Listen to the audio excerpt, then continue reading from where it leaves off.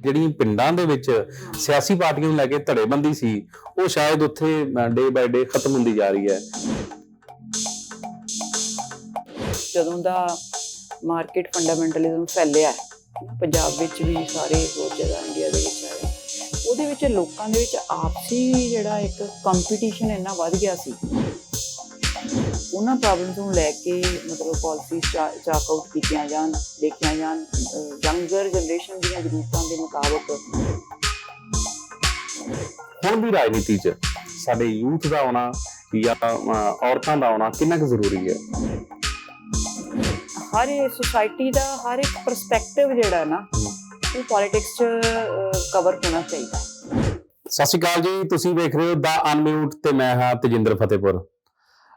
ਹਾਲ ਹੀ ਦੇ ਵਿੱਚ ਜਿਸ ਤਰ੍ਹਾਂ ਦਾ ਸਾਡੇ ਦੇਸ਼ ਦੇ ਵਿੱਚ ਰਾਜਨੀਤੀ ਚੱਲ ਰਹੀ ਹੈ, ਜਾਂ ਚਾਹੇ ਉਹ ਸੂਬਿਆਂ ਦੀ ਰਾਜਨੀਤੀ ਹੈ, ਚਾਹੇ ਉਹ ਸੂਬਿਆਂ ਦੇ ਵੱਧ ਅਧਿਕਾਰਾਂ ਦੀ ਗੱਲ ਕਰੀਏ, ਚਾਹੇ ਉਹ ਕੇਂਦਰ ਜਿਹੜੇ ਸੂਬਿਆਂ ਦੇ ਅਧਿਕਾਰ ਖੋਹ ਰਹੀ ਹੈ, ਔਰ ਖਾਸ ਕਰਕੇ ਪਿਛਲੇ ਕਈ ਮਹੀਨਿਆਂ ਤੋਂ ਸਾਡੇ ਜਿਹੜੇ ਦੇਸ਼ ਦੇ ਕਿਸਾਨ ਨੇ ਸੰਯੁਕਤ ਮੋਰਚਾ ਬਣਾ ਕੇ ਜਿਹੜੇ ਸਿੰਘੂ ਬਾਰਡਰ ਤੇ, ਟਿਕਰੀ ਬਾਰਡਰ ਤੇ ਗਾਜ਼ੀਪੁਰ ਬਾਰਡਰ ਤੇ ਬੈਠੇ ਨੇ।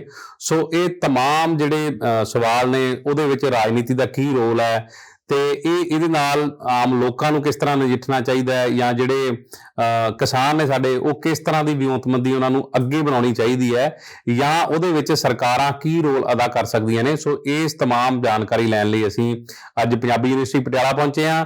ਇੱਥੇ ਅਸੀਂ ਪੋਲੀਟੀਕਲ ਸਾਇੰਸ ਦੇ ਪ੍ਰੋਫੈਸਰ ਡਾਕਟਰ ਪਰਮਜੀਤ ਕੌਰ ਗਿੱਲ ਜਿਹੜੇ ਐਡੀਸ਼ਨਲ ਡੀਨ ਨੇ ਸਟੂਡੈਂਟ ਵੈਲਫੇਅਰ ਦੇ, ਸੋ ਉਹਨਾਂ ਨਾਲ ਗੱਲਬਾਤ ਕਰਾਂਗੇ ਕਿ ਸੂਬਿਆਂ ਦੇ ਤੇ ਕੇਂਦਰ ਦੇ ਵਿਚਕਾਰ ਜਿਹੜੇ ਟਕਰਾਵਾਂ ਦੀ ਸਥਿਤੀ ਪੈਦਾ ਹੋ ਰਹੀ ਹੈ ਉਹਦੇ ਕਾਰਨ ਕੀ ਨੇ, ਜਾਂ ਸੂਬਿਆਂ ਦੇ ਜਿਹੜੇ ਕਿਹੜੇ ਅਧਿਕਾਰ ਨੇ ਔਰ ਕੇਂਦਰ ਦੇ ਅਧਿਕਾਰ ਕੀ ਨੇ। ਡਾਕਟਰ ਸਾਹਿਬ ਤੁਹਾਡਾ ਸਵਾਗਤ ਹੈ ਜੀ। ਸਤਿ ਸ਼੍ਰੀ ਅਕਾਲ ਜੀ। ਸਤਿ ਸ਼੍ਰੀ ਅਕਾਲ ਜੀ।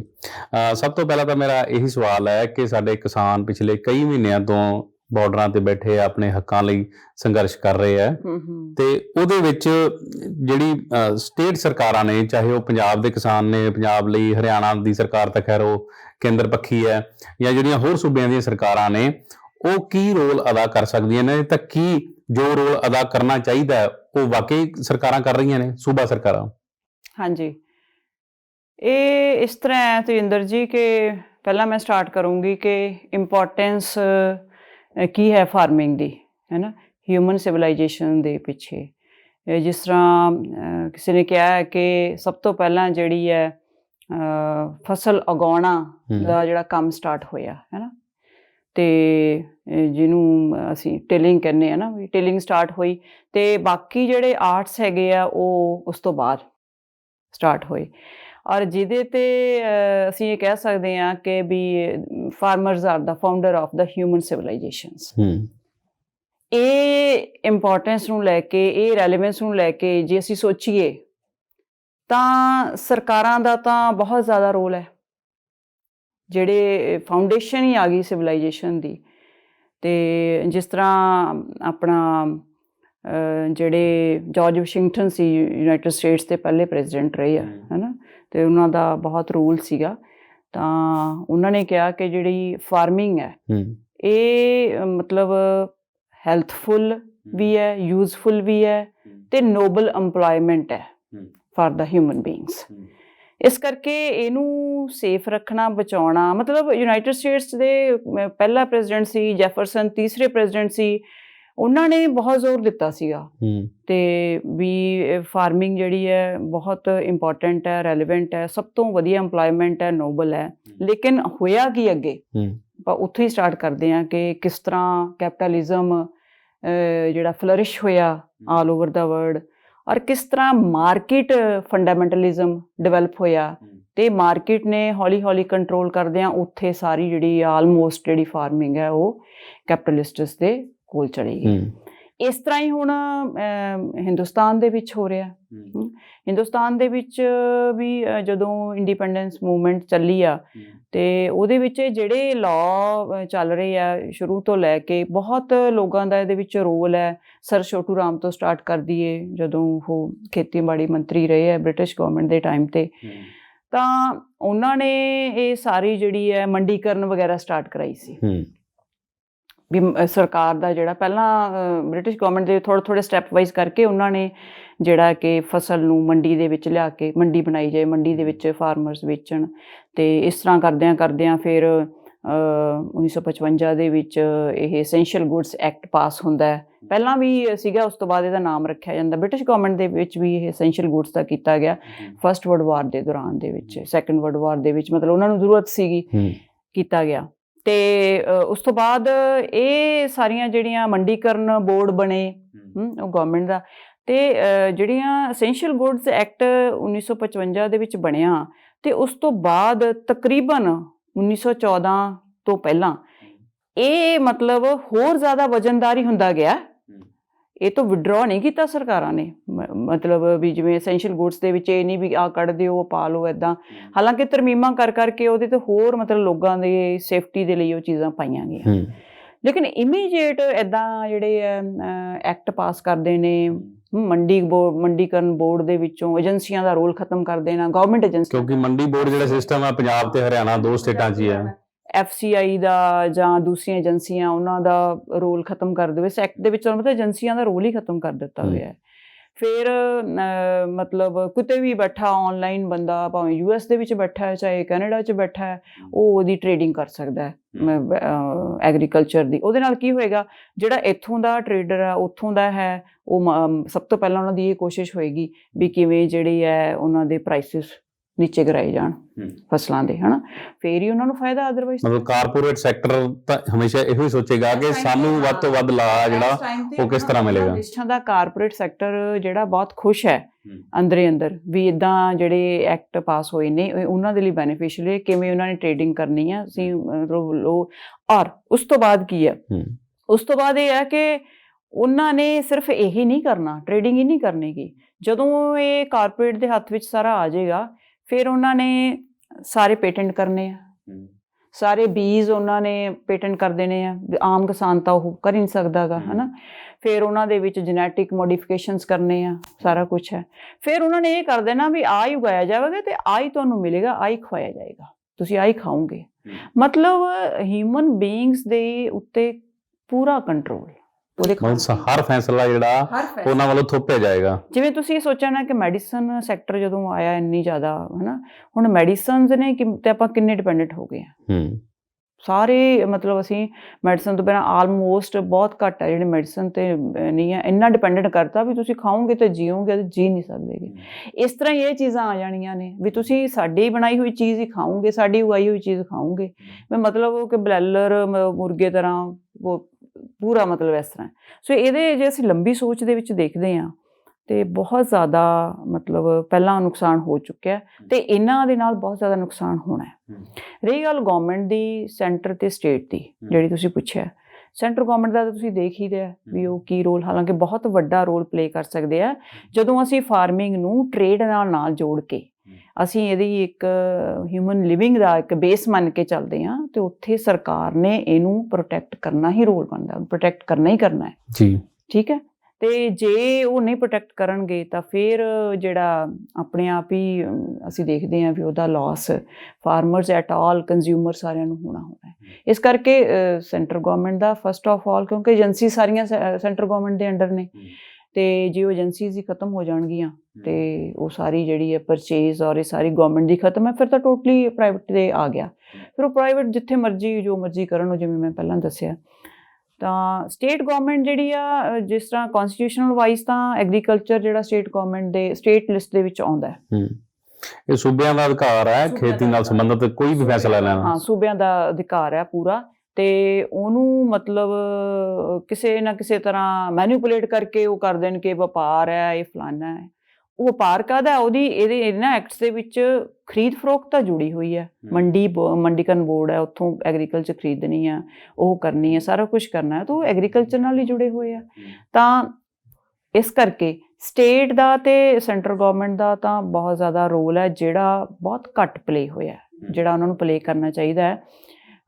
ਜਿਸ ਤਰ੍ਹਾਂ ਸਵਾਮੀਨਾਥਨ ਰਿਪੋਰਟ ਨੇ ਤਾਂ ਇਹ ਕਿਹਾ ਸੀਗਾ ਕਿ ਜਿੰਨੀ ਵੀ ਕੰਪਰੀਹੈਂਸਿਵ ਜਿਹੜਾ ਇਹਦਾ ਪ੍ਰਾਈਸ ਹੈ, ਇਨਪੁਟਸ ਹੈ ਜਿਹੜੇ ਲੱਗਦੇ ਐਗਰੀਕਲਚਰ ਦੇ ਵਿੱਚ ਨਾ, ਇਨਪੁਟਸ ਦੇ ਵਿੱਚ ਨਾ ਕਈ ਤਰ੍ਹਾਂ ਦੇ ਇਨਪੁਟਸ ਆ ਜਾਂਦੇ ਆ, ਜਿਹਦੇ ਵਿੱਚ ਇੱਕ ਤਾਂ ਹੈ ਉਹਦੀ ਬਿਜਾਈ ਹੈ, ਕਟਾਈ ਹੈ ਤੇ ਇਦਾਂ ਦਾ ਜਿਹੜਾ ਖਰਚਾ ਹੈ। ਦੂਸਰਾ ਹੈਗਾ ਉਹਦੇ ਵਿੱਚ ਫੈਮਿਲੀ ਲੇਬਰ ਐਡ ਹੁੰਦੀ ਹੈ ਹਨਾ, ਕਿੰਨੀ ਹੁੰਦੀ ਹੈ। ਤੀਸਰਾ ਉਹਦੇ ਵਿੱਚ ਹੈਗਾ ਕਿ ਜੇ ਸੰਦਾਂ ਦੀ ਕਸਾਈ ਹੈ ਜਾਂ ਹੋਰ ਸਾਰੀਆਂ ਚੀਜ਼ਾਂ ਜਿਹੜੀਆਂ ਉਹਦੇ ਵਿੱਚ ਹੈ, ਜ਼ਮੀਨ ਦਾ ਜਿਹੜਾ ਵਿਆਜ ਹੈ, ਕੋਈ ਠੇਕੇ ਤੇ ਬੀਜਦਾ ਹੈ, ਉਹ ਸਾਰਾ ਪਾ ਕੇ ਕੰਪਰੀਹੈਂਸਿਵ ਬਣਦਾ ਹੈ। ਤਾਂ ਸਵਾਮੀਨਾਥਨ ਕਮੇਟੀ ਨੇ ਕੰਪਰੀਹੈਂਸਿਵ ਪਲੱਸ ਉਹਦਾ 50% ਵੱਧ ਜਿਹੜਾ ਮਿਲਣਾ ਚਾਹੀਦਾ ਹੈ MSP। ਤੇ ਪ੍ਰੈਜ਼ੈਂਟ ਜਿਹੜੇ ਹੈਗੇ MSP ਉਹ ਬਹੁਤ ਘੱਟ ਮਿਲ ਰਹੇ ਆ। ਉਹ ਲਾਗਤ ਤੋਂ ਵੀ ਮਤਲਬ 300-400 ਰੁਪਇਆ ਕਣਕ ਦਾ, ਝੋਨੇ ਦਾ 300-400 ਦੇ ਜਿਹੜੇ ਆ ਗੈਪ ਦੇ ਨਾਲ ਚੱਲ ਰਹੇ ਆ। ਇਸ ਕਰਕੇ MSP ਨਹੀਂ ਅਜੇ ਤਾਂ ਪੂਰਾ ਹੋ ਰਿਹਾ ਉਹਨਾਂ ਦੀ ਕਰ ਰਿਹਾ ਲੋੜਾਂ ਜਾਂ ਉਹਦਾ ਜੋ ਇਨਪੁਟਸ ਹੈ, ਤਾਂ MSP ਖਤਮ ਹੋ ਜਾਏਗਾ ਤੇ ਤੁਸੀਂ ਆਪ। ਕਿਉਂਕਿ MSP ਵਾਸਤੇ ਉਹਨਾਂ ਨੇ ਕਈ ਫਸਲਾਂ ਤੇ ਤੈਅ ਕੀਤਾ ਸੀ, ਪਰ ਆਪਾਂ ਦੇਖਦੇ ਹਾਂ 2-3 ਫਸਲਾਂ ਤੇ MSP ਮਿਲ ਰਿਹਾ, ਹੋਰ ਕਿਤੇ ਵੀ ਨਹੀਂ ਮਿਲ ਰਿਹਾ। ਜਿਹੜੀਆਂ ਤੈਅ ਹੋਈਆਂ ਉਹ ਤਾਂ ਉਹਨਾਂ ਤੇ ਤਾਂ ਦਿੱਤਾ ਜਾਏ MSP, ਉਹ ਵੀ ਨਹੀਂ ਹੋਇਆ। ਤੇ ਜਿਹੜੀਆਂ 2-3 ਫਸਲਾਂ ਤੇ ਚੱਲ ਰਿਹਾ ਉਹਨੂੰ ਵੀ ਵਿਡਰਾ ਕਰ ਰਹੇ ਆ। ਤੇ ਇਸ ਕਰਕੇ ਇਹ ਸਾਰਾ ਸਰਕਾਰਾਂ ਦਾ ਹੀ ਰੋਲ ਹੈ। ਦੂਸਰਾ ਜਿਹੜਾ ਜਿਹਨੂੰ ਅਸੀਂ ਇੱਕ ਕਹਿੰਦੇ ਆ ਕਿ ਸੰਘ ਦਾ ਤੇ ਜਿਹੜੇ ਰਾਜ ਹੈ ਉਹਨਾਂ ਦਾ, ਜਿਹਨੂੰ ਫੈਡਰਲਿਜ਼ਮ ਦਾ ਅਸੀਂ ਨਾਮ ਦਿੰਦੇ ਹਾਂ ਹੈ ਨਾ, ਸੰਘੀ ਢਾਂਚਾ ਹੈ ਜਿਹੜਾ। ਹੁਣ ਭਾਰਤ ਦੇ ਵਿੱਚ ਮਤਲਬ ਅਨੇਕਾਂ ਕਿਸਮ ਦੀਆਂ ਭਾਸ਼ਾਵਾਂ, ਬੋਲੀਆਂ, ਕਲਚਰ ਹੈ, ਤੇ ਉਹ ਤਾਂ ਹੀ ਬਚ ਸਕਦੀਆਂ ਜੇ ਸਾਡਾ ਫੈਡਰਲਿਜ਼ਮ ਜ਼ਿੰਦਾ ਹੈ। ਜੇ ਸਾਡਾ ਪਰ ਸੰਘੀ ਢਾਂਚੇ ਨੂੰ ਤਾਂ ਆਏ ਦਿਨ ਕਮਜ਼ੋਰ ਕੀਤਾ ਜਾ ਰਿਹਾ ਹੈ। ਆਏ ਦਿਨ ਕਮਜ਼ੋਰ ਕੀਤਾ ਜਾਂਦਾ। ਇੱਕ ਪੋਲੀਟੀਕਲ ਵਰਗ ਇਹੀ ਹੈ, ਚਾਹੇ ਪੋਲੀਟੀਕਲ ਪਾਰਟੀ, ਮੈਂ ਇਹ ਕਹਿ ਦਾਂਗੀ ਕਿ ਤੁਸੀਂ ਇੱਕ ਵਿਸ਼ੇਸ਼ ਧਰਮ ਨੂੰ ਲੈ ਕੇ ਜੇ ਚੱਲੋਗੇ ਤੇ ਉਹ ਵਿਸ਼ੇਸ਼ ਧਰਮ ਨੂੰ ਦੀ ਆਈਡੀਓਲੋਜੀ ਤਾਂ ਹੀ ਕਾਮਯਾਬ ਹੋ ਸਕਦੀ ਆ ਜੇ ਅਸੀਂ ਰਾਜਾਂ ਨੂੰ ਕਮਜ਼ੋਰ ਕਰਾਂਗੇ। ਰਾਜਾਂ ਦੇ ਵਿੱਚ ਮਿਨੋਰਟੀਜ਼ ਵੀ ਆ ਜਾਂਦੀਆਂ ਨੇ ਹਨਾ, ਤੇ ਉਹ ਮਿਨੋਰਟੀਜ਼ ਨੂੰ ਕਿਵੇਂ ਕਮਜ਼ੋਰ ਕਰਨਾ, ਉਹਨਾਂ ਤੇ ਕੰਟਰੋਲ ਕਰਕੇ, ਉਹਨਾਂ ਦੀ ਇਕੋਨਮੀ ਤੇ ਕੰਟਰੋਲ ਕਰਕੇ, ਖਾਸ ਕਰਕੇ ਤੇ ਇਕੋਨਮੀ ਤੇ ਕੰਟਰੋਲ ਕਰਕੇ ਉਹਨਾਂ ਨੂੰ ਵੀਕ ਕਰਨਾ। ਫਿਰ ਹੀ ਸੈਂਟਰ ਤੇ ਡਿਪੈਂਡੈਂਟ ਹੋਣਗੇ, ਫਿਰ ਹੀ ਅਸੀਂ ਮਤਲਬ ਸੰਘੀ ਢਾਂਚੇ ਨੂੰ ਕਮਜ਼ੋਰ ਕਰਨ ਦੇ ਨਾਲ ਜਿਹੜੇ ਸੂਬਿਆਂ ਦੇ ਹੱਕ ਨੇ ਉਹ ਵੀ ਖੋਏ ਜਾ ਰਹੇ ਆ, ਤੇ ਜਿਹੜੇ ਘੱਟ ਗਿਣਤੀ ਨੇ, ਚਾਹੇ ਉਹ ਕਿਸੇ ਵੀ ਧਰਮ ਨਾਲ, ਖਿੱਤੇ ਨਾਲ ਸੰਬੰਧਿਤ ਹੋਣ, ਉਹਨਾਂ ਦੇ ਅਧਿਕਾਰ ਵੀ ਨੇ ਜਿਹੜੇ ਉਹ ਕਮਜ਼ੋਰ ਕੀਤੇ ਜਾ ਰਹੇ ਨੇ। ਔਰ ਉਹ ਇੱਕ ਪਾਲਿਸੀ ਦੇ ਅੰਡਰ ਚੱਲ ਰਿਹਾ, ਉਹ ਇੱਕ ਵਿਸ਼ੇਸ਼ ਮਤਲਬ ਕਿਸੇ ਆਈਡੀਓਲੋਜੀ ਨੂੰ ਲੈ ਕੇ ਹੈ ਨਾ, ਰੂੜੀਵਾਦੀ ਆਈਡੀਓਲੋਜੀ ਨੂੰ ਲੈ ਕੇ ਵੀ ਭਾਰਤ ਇੱਕ ਵਿਸ਼ੇਸ਼ ਧਰਮ ਦਾ, ਤੇ ਉਹ ਧਰਮ ਤੋਂ ਬਿਨਾਂ ਜੇ ਕੋਈ ਮਿਨੋਰਟੀਜ਼ ਹੈਗੀਆਂ ਤਾਂ ਉਹਨਾਂ ਨੂੰ ਜੇ ਅਸੀਂ ਕਿਸ ਤਰ੍ਹਾਂ ਕਾਬੂ ਕਰ ਸਕਦੇ ਹਾਂ, ਕੰਟਰੋਲ ਸਕਦੇ ਹਾਂ, ਤਾਂ ਉਹਨਾਂ ਦੇ ਫਾਈਨਾਂਸ ਤੇ ਜਾਂ ਉਹਨਾਂ ਦੇ ਮਤਲਬ ਇਕੋਨਮੀ ਤੇ ਕੰਟਰੋਲ ਕਰਕੇ ਆਪਣੇ ਤੇ ਡਿਪੈਂਡੈਂਟ ਕਰੋ। ਸੋ ਤੁਸੀਂ ਲੰਮੇ ਸਮੇਂ ਤੋਂ ਪੰਜਾਬੀ ਯੂਨੀਵਰਸਿਟੀ 'ਚ ਰਾਜਨੀਤੀ ਪੜ੍ਹਾਉਂਦੇ ਆ ਰਹੇ ਹੋ ਵਿਦਿਆਰਥੀਆਂ ਨੂੰ, ਸੋ ਤੁਸੀਂ ਇੰਟਰਨੈਸ਼ਨਲ ਪੋਲਿਟਿਕਸ ਵੀ ਪੜ੍ਹਾਉਂਦੇ ਹੋ। ਸੋ ਇਸ ਤਰ੍ਹਾਂ ਦੀ ਜਿਹੜੀ ਆਈਡੀਓਲੋਜੀ ਲੈ ਕੇ ਸਾਡੀਆਂ ਸਰਕਾਰਾਂ ਚੱਲ ਰਹੀਆਂ ਨੇ, ਚਾਹੇ ਉਹ ਕੇਂਦਰ ਸਰਕਾਰ ਹੈ, ਸਿੱਧਾ ਹਮਲਾ ਕਰ ਰਹੀਆਂ ਨੇ ਜਿਹੜੀਆਂ, ਇਹ ਹੋਰ ਕਿਹੜੇ ਦੇਸ਼ 'ਚ ਇਦਾਂ ਹੋਇਆ ਜਿੱਥੇ ਸਰਕਾਰਾਂ ਨੂੰ ਮੁੜ ਕੇ ਝੁਕਣਾ ਪਿਆ ਹੋਵੇ? ਇਹ ਜੇ ਤਾਂ ਅਸੀਂ ਸਿਰਫ ਜੇ ਤਾਂ ਇਕੱਲੇ ਅਸੀਂ ਇਹਨਾਂ ਨੂੰ ਨਹੀਂ, ਮੈਂ ਸਿਰਫ ਸੰਘੀ ਢਾਂਚੇ ਨੂੰ ਕਮਜ਼ੋਰ ਕਰਨ ਦੀ ਗੱਲ ਕਰ ਰਿਹਾ। ਢਾਂਚੇ ਦੇ ਮੇਨ ਜਿਹੜੇ ਨੇ ਬੇਸ ਹੈ ਯੂਨਾਈਟਿਡ ਸਟੇਟਸ ਹੈ, ਜਾਂ ਫਿਰ ਇਸ ਟਾਈਮ ਰਸ਼ੀਆ, ਅਰਸਵਾਈਟ USSR ਸੀਗਾ, ਤੇ ਜਾਂ ਆਸਟ੍ਰੇਲੀਆ ਹੈ ਨਾ, ਸਵਿਟਜ਼ਰਲੈਂਡ ਹੈ। ਇਹ ਨੇ ਮੇਨ ਜਿਹੜੇ ਜਿਨ੍ਹਾਂ ਦੀ ਅਸੀਂ ਐਗਜ਼ਾਮਪਲ ਦੇ ਸਕਦੇ ਹਾਂ। ਹੁਣ ਇਹਨਾਂ ਦੇਸ਼ਾਂ ਦੇ ਵਿੱਚ ਹਾਲਾਂਕਿ ਆਲਦੋ ਉਹ ਵੀ ਟੂਵਰਡਸ ਸੈਂਟਰਲਾਈਜੇਸ਼ਨ ਚੱਲੇ ਆ, ਪਰ ਫਿਰ ਵੀ ਮਤਲਬ ਉੱਥੇ ਬਹੁਤ ਘੱਟ ਜਿਹੜੀਆਂ ਅਮੈਂਡਮੈਂਟਸ ਹੋਈਆਂ ਨੇ। ਔਰ ਲੋਕਾਂ ਦੇ ਹੁਣ ਤੁਸੀਂ ਇਲੈਕਸ਼ਨਸ ਵੇਖੇ ਹੋਣੇ ਆ US ਦੇ ਜਿਹੜੇ ਆ, ਉਹਦੇ ਵਿੱਚ ਹਰ ਇੱਕ ਸਟੇਟ ਦਾ ਜਿਹੜਾ ਅਲੱਗ-ਅਲੱਗ ਇਲੈਕਟੋਰਲ ਕਾਲਜ ਹੈ ਯੂਨਾਈਟਿਡ ਸਟੇਟਸ ਦੇ ਵਿੱਚ, ਜਿਹਦੇ ਉੱਤੇ ਸੈਂਟਰ ਦਾ ਕੋਈ ਕੰਟਰੋਲ ਨਹੀਂ ਹੈ। ਉਹ ਕਾਊਂਟੀਜ਼ ਜਿਹੜੀਆਂ ਬਣਾਈਆਂ, ਕੌਂਸਟੀਟਿਊਂਸੀਜ਼ ਜਿਹੜੀਆਂ ਬਣਾਈਆਂ, ਉਹ ਸਟੇਟ ਦੇ ਉਹਦੇ ਅੰਡਰ ਆ ਜਾਂਦਾ ਇਲੈਕਟੋਰਲ ਕਾਲਜ, ਜਿਹਦੇ ਵਿੱਚ ਉਹ ਆਪਣੇ ਆਪ ਹੀ ਉਹ ਇੰਡੀਪੈਂਡੈਂਟ ਨੇ। ਕਿਸ ਤਰ੍ਹਾਂ ਇਲੈਕਸ਼ਨ ਕਰਾਉਣੇ ਆ, ਕਿਸ ਤਰ੍ਹਾਂ ਕਾਊਂਟਿੰਗ ਕਰਾਉਣੀ, ਇੱਥੇ ਤਾਂ ਸਾਰਾ ਸੈਂਟਰ ਦੇ ਅੰਡਰ ਹੈ ਨਾ। ਇਹ ਇੱਦਾਂ ਦੇ ਫੈਕਟਰ ਹੈ। ਫਿਰ ਉਹਨਾਂ ਸਟੇਟਸ ਦੇ ਵਿੱਚ ਆਪਣਾ ਉਹਨਾਂ ਦੇ ਕੌਂਸਟੀਟਿਊਸ਼ਨਸ ਵੀ ਹੈ, ਕਈ ਸਟੇਟਸ ਦੇ ਆਪਣੇ ਫਲੈਗਸ ਵੀ ਹੈ। ਤੇ USSR ਦਾ ਤੁਸੀਂ ਦੇਖਿਆ ਹੋਣਾ, USSR ਦੇ ਵਿੱਚ ਪ੍ਰੋਬਲਮ ਹੀ ਇੱਥੋਂ ਆਈ ਆ। ਉਹਦਾ ਡਿਸਇੰਟੈਗ੍ਰੇਸ਼ਨ ਹੋਣ ਦਾ ਕਾਰਨ ਹੀ ਸੈਂਟਰਲਾਈਜੇਸ਼ਨ ਸੀਗਾ। ਸੈਂਟਰਲਾਈਜੇਸ਼ਨ ਕਰਨ ਦੀ ਇੱਕ ਕਮਿਊਨਿਸਟ ਪਾਰਟੀ ਨੇ ਸਾਰਾ ਮਤਲਬ ਉਹਨੂੰ ਸੈਂਟਰਲਾਈਜੇਸ਼ਨ ਕਰਨ ਦੀ ਕੋਸ਼ਿਸ਼ ਕੀਤੀ ਵੀ ਇੱਕ ਤਾਂ ਜਿਹੜੀ ਆਈਡੀਓਲੋਜੀ ਹੈ ਮਾਰਕਸਿਜ਼ਮ, ਉਹ ਕਹਿੰਦੀ ਡੀਸੈਂਟਰਲਾਈਜੇਸ਼ਨ, ਉਹ ਤਾਂ ਕਹਿੰਦੀ ਹੈ ਕਿ ਦੇਰ ਸ਼ੁੱਡ ਬੀ ਸਟਾਰਟਿੰਗ 'ਚ ਕਾਰਲ ਮਾਰਕਸ ਨੇ ਸਟੇਟਲੈਸ ਸੁਸਾਇਟੀ ਦਾ ਨਾਮ ਦਿੱਤਾ ਸੀਗਾ, ਹੈ ਨਾ। ਹੌਲੀ ਹੌਲੀ ਉਹਨੇ ਕਿਹਾ ਵੀ ਠੀਕ ਹੈ ਸਟੇਟ ਹੋਣੀ ਚਾਹੀਦੀ ਹੈ, ਪਰ ਇੱਕ ਬਹੁਤ ਹੀ ਜਿਹੜੀ ਆ ਜਿਹਨੇ ਲਾਅ ਐਂਡ ਆਰਡਰ ਮੇਨਟੇਨ ਕਰਨਾ ਹੈ ਔਰ ਇੰਨਾ ਕੁ ਉਹਦਾ ਰੋਲ ਹੈਗਾ। ਅਦਰਵਾਈਜ਼ ਜਿਹੜੀਆਂ ਡੀਸੈਂਟਰਲਾਈਜੇਸ਼ਨ ਹੈ, ਜਿਹੜੀਆਂ ਸੈਲਫ ਡਿਪੈਂਡੈਂਟ ਸੁਸਾਇਟੀਜ਼ ਨੇ, ਕਮਿਊਨਿਟੀਜ਼ ਨੇ, ਉਹਨਾਂ ਦੀ ਲੋੜ ਹੈ, ਉਹ ਆਪਣੇ ਆਪ 'ਤੇ ਡਿਪੈਂਡੈਂਟ ਹੋਣਗੀਆਂ। ਪਰ ਹੋਇਆ ਕਿ ਥੋਰੋਲੀ ਜਿਹੜਾ ਹੈਗਾ ਉਹ ਇੱਕ ਕਮਿਊਨਿਸਟ ਪਾਰਟੀ ਦਾ ਮੈਕੈਨਿਜ਼ਮ ਡਿਵੈਲਪ ਹੋ ਗਿਆ, ਕੰਟਰੋਲ ਪ੍ਰੈਸ ਹੋ ਗਈ, ਕੰਟਰੋਲ ਇਕੋਨਮੀ ਹੋ ਗਈ ਥਰੂ 5 ਈਅਰ ਪਲਾਨ, ਸਾਰਾ ਕੁਛ ਹੈ। ਅਤੇ ਅਲਟੀਮੇਟਲੀ ਜਿਹੜਾ ਉਹ ਮੇਨ ਰੀਜ਼ਨ ਸੀਗਾ ਫੈਡਰਲਿਜ਼ਮ ਦਾ। ਤੇ ਜੇ ਆਪਾਂ ਤੁਸੀਂ ਖੱਬੇ ਪੱਖੀਆਂ ਦੀ ਗੱਲ ਕੀਤੀ ਹੈ, ਲੈਫਟਿਸਟਾਂ ਦੀ ਗੱਲ ਕੀਤੀ ਹੈ, ਸੋ ਖੱਬੇ ਪੱਖੀਆਂ ਦਾ ਆਪਣੇ ਭਾਰਤ 'ਚ ਕੀ ਰੋਲ ਰਿਹਾ ਹੈ ਪਿਛਲੇ ਕੁਝ ਸਾਲਾਂ ਦੇ ਵਿੱਚ? ਖੱਬੇ ਪੱਖੀਆਂ ਦਾ ਇਹ ਨਹੀਂ ਸੀ ਕਹਿ ਸਕਦੇ ਰੋਲ ਨਹੀਂ ਹੈ, ਰੋਲ ਹੈ ਕਿ ਇੱਕ ਆਲਟਰਨੇਟਿਵ ਆਈਡੀਓਲੋਜੀ ਹੈਗੀ ਹੈ ਸਾਡੇ ਕੋਲੇ। ਆਲਟਰਨੇਟਿਵ ਆਈਡੀਓਲੋਜੀ ਨੂੰ ਲੈ ਕੇ ਉਹ ਹਮੇਸ਼ਾ ਮਤਲਬ ਲੜਦੇ ਵੀ ਰਹੇ ਆ, ਸੈਂਟਰ ਗੌਰਮੈਂਟ ਦੇ ਖਿਲਾਫ ਜਾਂ ਸਟੇਟ ਗੌਰਮੈਂਟਸ ਦੇ ਖਿਲਾਫ ਹੈ। ਪਰ ਜਿੱਥੇ ਜਿੱਥੇ ਇਹ ਰਹੇ ਆ, ਚਾਹੇ ਵੈਸਟ ਬੰਗਾਲ ਹੋ ਗਿਆ, ਕੇਰਲਾ ਦੇ ਵਿੱਚ ਹੋ ਗਿਆ, ਬਹੁਤ ਦੇਰ ਰਹੇ ਆ, ਕੋਈ ਉੱਥੇ ਇੱਕ ਆਲਟਰਨੇਟਿਵ ਮਾਡਲ ਨਹੀਂ ਕ੍ਰੀਏਟ ਕਰ ਸਕੇ ਜਿਹੜਾ ਸਾਨੂੰ ਮਤਲਬ ਸਾਡੇ ਸਾਹਮਣੇ ਹੁੰਦਾ ਇੱਕ, ਉਹ ਚੀਜ਼ ਨਹੀਂ ਹੋ ਸਕੀ। ਜਿਸ ਤਰ੍ਹਾਂ ਬਾਕੀ ਜਿਹੜੀਆਂ ਸਰਕਾਰਾਂ ਪਾਰਟੀ ਦੀਆਂ ਸਰਕਾਰਾਂ ਚਲਾਉਂਦੀਆਂ ਨੇ, ਉਸੇ ਤਰੀਕੇ ਇਹਨਾਂ ਨੇ ਚਲਾਈਆਂ, ਉਸੇ ਤਰੀਕੇ ਨਾਲ ਹੀ ਉਹਨਾਂ ਨੇ ਮਤਲਬ ਇੱਕ ਪਾਵਰ ਨੂੰ ਕੰਟਰੋਲ ਕਰ ਰਹੇ। ਮੈਨੂੰ ਲੱਗਦਾ ਕਿ ਜਦੋਂ ਵੀ ਕੋਈ ਪਾਰਟੀ ਆ ਜਾਂਦੀ ਹੈ, ਉਸ ਦਾ ਅਗਲਾ ਜਿਹੜਾ ਇਹ ਹੋ ਜਾਂਦਾ ਕਿ ਆਪਾਂ ਪਾਵਰ ਨੂੰ ਕੰਟੀਨਿਊ ਕਿਵੇਂ ਕਰਨਾ ਹੈ, ਔਰ ਉਸ ਕੰਟੀਨਿਊਸ਼ਨ ਵਾਸਤੇ ਫਿਰ ਕੰਪਰੋਮਾਈਜ਼ਸ ਹੁੰਦੇ ਨੇ। ਅਗਰ ਉਹ ਕੰਪਰੋਮਾਈਜ਼ਸ ਪਾਰਟੀਆਂ ਨੇ ਕਿ ਇਹ ਐਤਕੀ ਆ ਗਏ, ਅਗਲੀ ਵਾਰੀ ਨਹੀਂ ਆਵਾਂਗੇ, ਫਿਰ ਕੋਈ ਨਹੀਂ, ਅਸੀਂ ਆਪਣਾ ਮਤਲਬ ਸਹੀ ਕੰਮ ਕਰੀਏ। ਫਿਰ ਕਰਪਸ਼ਨ ਦੇ ਸਿਰਫ ਰੂਪ ਬਦਲਦੇ ਆ, ਰੂਪ ਬਦਲਦੇ। ਕੰਟੀਨਿਊਸ਼ਨ ਵਾਸਤੇ ਸਾਰਾ ਜਿਹੜਾ ਜੋੜ ਤੋੜ ਹੈ ਪਾਵਰ ਦਾ, ਸਭ ਕੁਝ ਫਿਰ ਉੱਥੇ ਸਭ ਕੰਪਰੋਮਾਈਜ਼ਸ ਹੁੰਦੇ, ਵੈਲਿਊਜ਼ ਕੰਪਰੋਮਾਈਜ਼ਸ ਹੁੰਦੀਆਂ, ਜਿਹੜੀਆਂ ਚੀਜ਼ਾਂ ਨੂੰ ਲੈ ਕੇ ਚੱਲਦੇ ਆ ਬਿਲਕੁਲ ਇੰਪਲੀਮੈਂਟ ਹੁੰਦੀਆਂ ਨਹੀਂ ਹੈ। ਤੇ ਬਾਕੀ ਐਜ਼ ਆਈਡੀਓਲੋਜੀ ਜਿਹੜੀ ਹੈ, ਇਹ ਤਾਂ ਹੁਣੀ ਵੀ ਖੱਬੇ ਪੱਕੀ ਪਾਰਟੀਆਂ ਦਾ ਬਣੇ ਰਹਿਣਾ ਬਹੁਤ ਜ਼ਰੂਰੀ ਹੈ। ਤੇ ਸਾਡਾ ਫਾਰਮਿੰਗ ਮੂਵਮੈਂਟ 'ਚ ਉਹਨਾਂ ਦਾ ਬਹੁਤ ਰੋਲ ਹੈ, ਇਹ ਨਹੀਂ ਅਸੀਂ ਕਹਿ ਸਕਦੇ। ਤੇ ਪਰ ਜਿਹੜੀਆਂ ਖੱਬੇ ਹੋਏ ਜਾਂ ਸੱਜੇ ਹੋਏ, ਪਰ ਅਲਟੀਮੇਟ ਤਾਂ ਇਹ ਹੈਗਾ ਕਿ ਹਿਊਮਨ ਡਿਵੈਲਪਮੈਂਟ ਮੇਨ ਹੈ, ਉਹ ਕਿਸ ਤਰ੍ਹਾਂ ਹੁੰਦੀ ਹੈ। ਜਿਹੜਾ ਸਾਡਾ ਇੱਕ ਮੀਨਸ ਹੈ, ਜਿਹੜਾ ਐਂਡ ਹੈਗਾ ਨਾ, ਸਾਡੇ ਸਾਹਮਣੇ ਉਦੇਸ਼ ਹੈਗਾ, ਉਹ ਹੈ ਕਿ how there can be human development. ਉਹਦੇ ਮੀਨਸ ਖੱਬੇ ਪੱਖੀਆਂ ਦੇ ਵੱਖਰੇ ਹੈ, ਸੈਂਟਰਲ ਦੇ ਵੱਖਰੇ, ਦੂਜੇ ਵੱਖਰੇ ਹੈ, ਤੇ ਉਦੇਸ਼ ਇੱਕੋ ਹੀ ਹੁੰਦਾ ਹੈ।